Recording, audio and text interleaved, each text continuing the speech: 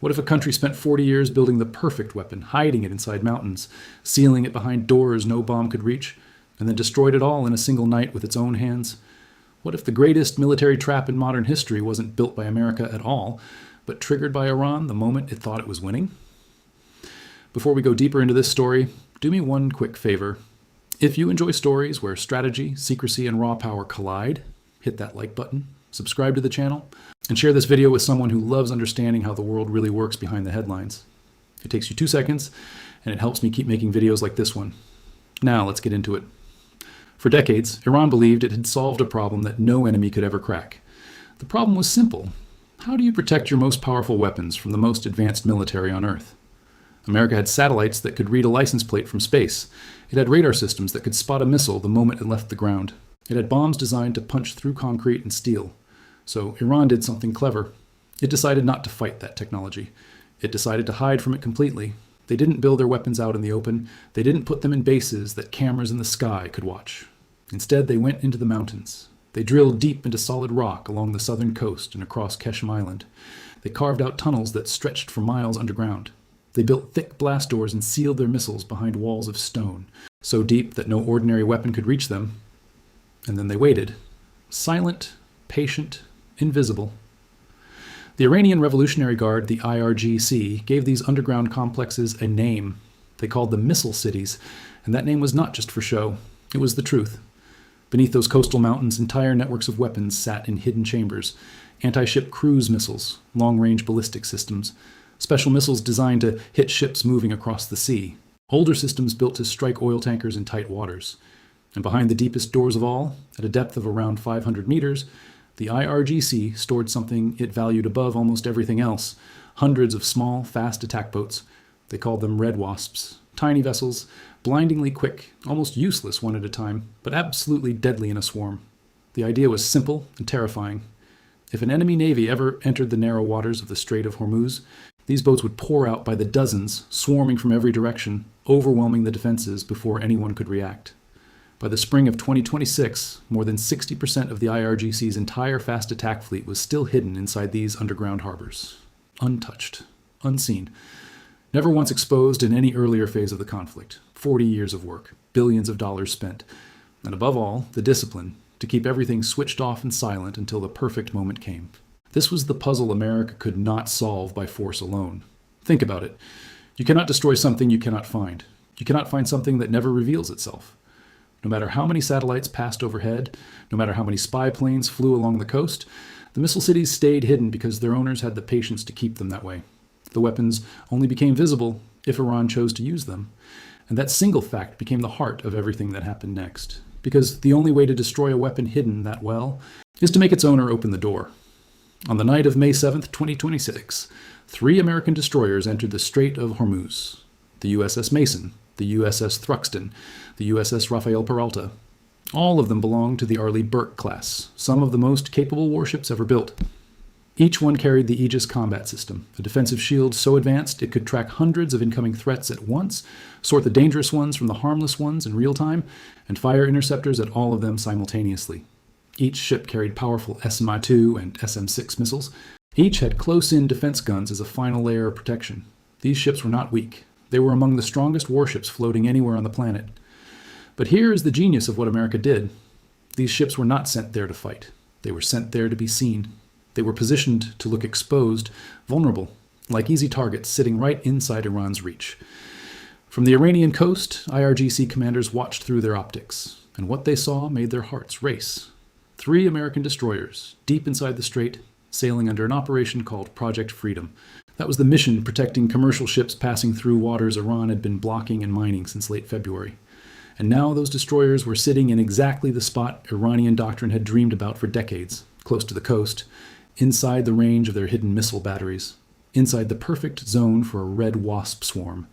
And the timing seemed perfect too. The political situation looked like it was breaking Iran's way. Saudi Arabia had temporarily blocked American forces from using some of its air bases, over a disagreement about Project Freedom. Relations between Washington and a few Gulf partners looked tense. From Tehran's point of view, the American coalition looked cracked and divided. So picture what the IRGC saw. 3 exposed warships, a divided alliance, a golden chance that might never come again. They decided the moment had arrived.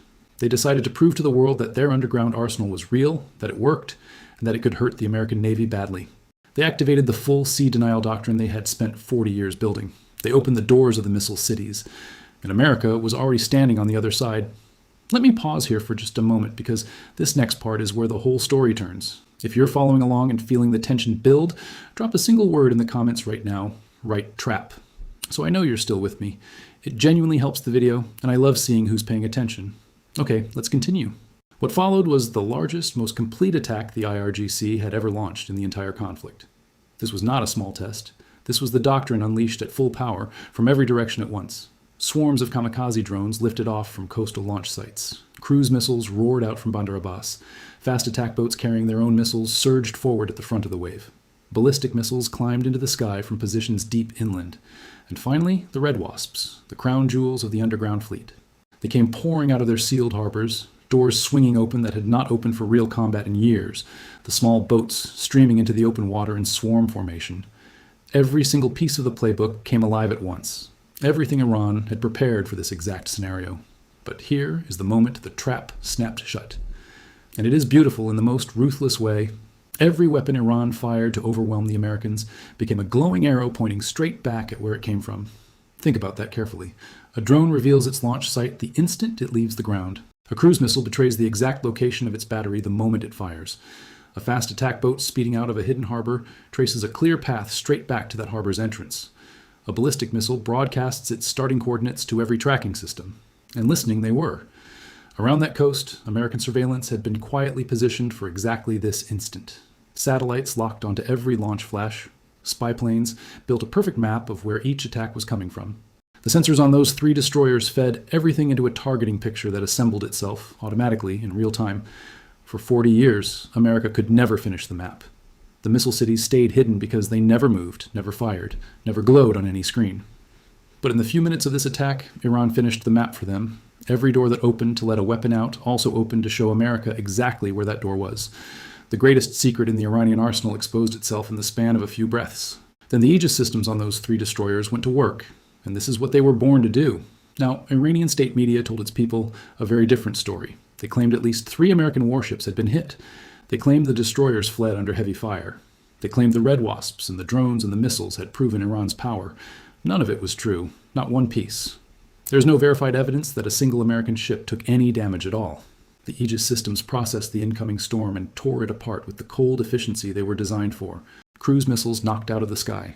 Ballistic missiles intercepted high in the air, drone swarms shredded before they ever reached their targets. The fast attack boats at the front of the assault destroyed before they could fire their weapons. 0 American casualties, 0 damage, 0 impact on the 3 ships Iran had spent months preparing to destroy. The American president described it without softening a single word. Missiles shot down beautifully. Drones burned out of the air. Boats sent to the bottom of the sea quickly and efficiently. And before the smoke from those intercepts had even cleared, the American counterstrike was already flying. Here is what makes this part so chilling. The targets America hit were not chosen weeks earlier from some old list. They were chosen in real time, pulled straight from the map the attack itself had just drawn.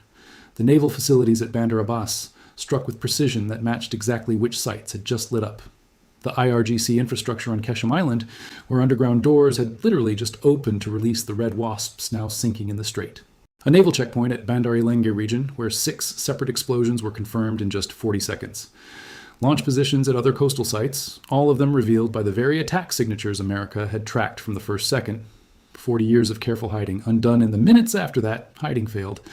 And it failed for one reason only. Because its owners chose to switch it on. Now, you might be wondering how America could possibly have been so ready. The answer removes any doubt about whether this was luck or plan. Before the attack even began, at least 5 American aerial refueling tankers had already launched from bases in the UAE. 4 more were already flying over Israel and Jordan. Tanker aircraft do not just wander into the sky by accident. They are placed in advance, exactly where operations are about to happen. They were already in position because American intelligence had concluded the strike was coming and had quietly prepared the full response. 3 carrier strike groups were operating in the region that night. The Abraham Lincoln, the Gerald R. Ford, a third arriving in early May, forming the largest American naval force in the Middle East in a generation. Their air wings carried stealth fighters, strike fighters, and specialized electronic warfare planes, built specifically to jam the very radar and guidance systems Iran was trying to use. On land, advanced fighters waited at bases across Israel, Jordan, and Saudi Arabia, with reconnaissance drones flying overhead. If your mind is racing right now, thinking about how perfectly this trap was designed, then you understand exactly why I make these videos. And if you want more breakdowns like this, the hidden chess games behind world events, make sure you're subscribed with the notification bell on. I'd hate for you to miss the next one. Now let me show you why Iran walked into this trap in the first place. Because the truth is, the trap only worked because of what was happening inside. 3 days before the attack, the United States had sent Iran a written proposal. It offered a 30-day negotiation window. During that time, the blockade and Project Freedom would pause as long as Iran genuinely sat down to talk toward a long-term deal. The deadline came, and Iran gave no answer at all, just silence. But that silence was not calm and careful. It was the sound of a country at war with itself. Inside Iran, 2 power centers were locked in a quiet struggle. On one side, the civilian government. They saw the proposal as a lifeline, a way out of a military situation they could no longer reverse. They knew the economy was collapsing under the blockade. Inflation running around 50%, food prices more than doubling, the currency at record lows, money fleeing the country. The regime was even seizing private property from its own citizens without trial, just to find cash to survive. The civilian leaders wanted to respond. They wanted the exit. But on the other side stood the IRGC. Throughout the conflict, the Guard had been steadily taking power away from the civilian government. To them, any deal felt like surrender. They believed that one successful strike on an American warship could flip the entire political picture before the economic strangulation became impossible to reverse. So the IRGC overruled the instinct to negotiate. They chose to make a statement with weapons instead. And while all of this collapsed at sea, Iran's propaganda machine built a fantasy for its people. Crowds gathered in city squares to celebrate a great victory over American warships. The joy was real, but it was built on events that simply never happened. Most Iranians had no way to know the truth because internet access had been cut to a tiny fraction of normal. The people cheering had no idea their warships were undamaged, that the Red Wasps were on the seafloor, that the missile cities they celebrated had just been located and destroyed. And running beneath all of it was the slow, grinding pressure of the blockade itself. Iran pumps between 2 and 3.5 million barrels of oil. That oil has to keep moving. When exports are blocked, the oil piles up and fills the storage tanks. Within weeks, there's nowhere left to put it. Then Iran faces a brutal choice with no good answer. Cut production and lose hundreds of millions of dollars a day. Or keep pumping into a system going nowhere, damaging the very infrastructure it would need to restart sales later.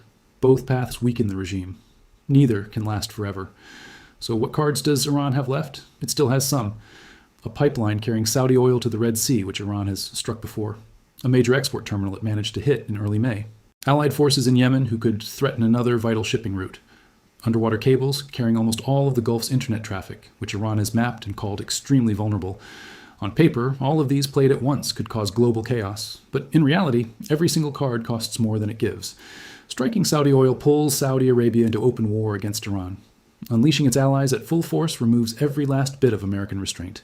Cutting the cables erases every limit on how hard America hits back. And America is positioned to deter all of it. 3 carrier groups in the region, underwater protection teams guarding the cables, Gulf air defenses at maximum alert. The full weight of American electronic warfare aimed at exactly the moves Iran might consider next.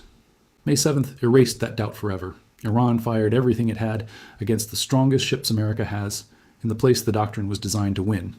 And it caused 0 casualties, 0 damage, 0 effect.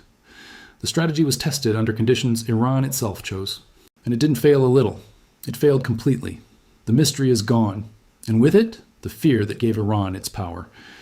So think about where that leaves Iran now. The boats are at the bottom of the strait. The launch sites are mapped and burned. The underground doors that took decades to build are now nothing more than confirmed coordinates in American targeting computers. The trap was set. The bait was 3 destroyers. Iran reached for what looked like the chance of a lifetime. The missile cities opened their doors. And America destroyed everything that came through those doors before they could ever close again. 40 years of secrecy, billions of dollars, the patience of generations, all of it spent in a single night. Not because America found it, but because Iran chose to show it.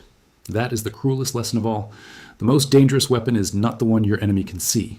It's the one you reveal yourself, the moment you believe you've already won. Iran thought it was springing a trap. It was walking into one. And tonight, with its greatest secret exposed and broken, its road forward grows narrower with every hour that passes. If this story gripped you, leave a comment telling me one thing. Did Iran fall for the trap, or did America simply outthink them at every step? I read every reply. And if you made it this far, you're exactly the kind of viewer this channel is for. So subscribe, stay curious, and I'll see you in the next one.